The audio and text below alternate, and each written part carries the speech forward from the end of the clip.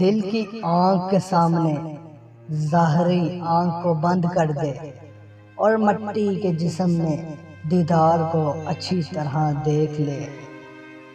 جان لو کہ تمام بلاؤ آفات اور حادثات نفسانیوں شیطانی ایک ہی گھر میں جمع کیے جائیں تو اس گھر کی چابی دنیا ہے۔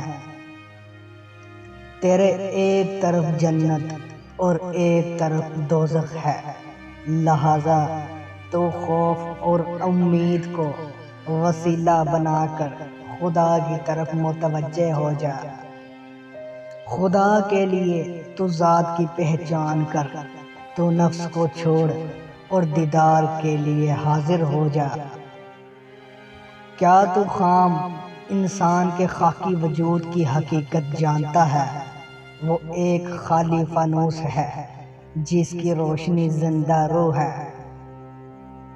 دل کی سختی حرام کھانے سے ہے، علم باطن مکھن ہے اور علم ظاہر دودھ ہے۔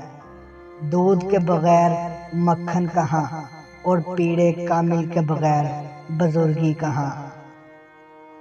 جب دل میں ذکر خدا قائم ہو جائے تو پھر خواہشات نفسانی کا کوئی حجاب باقی نہیں رہتا۔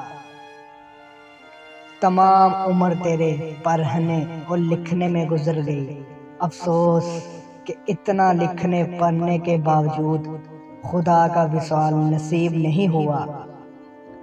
کارہائے جہاں اگر تیری منشا کے مطابق ہونے لگ جائے تو کبھی بھی نہ مانے گا کہ کوئی خدا بھی ہے۔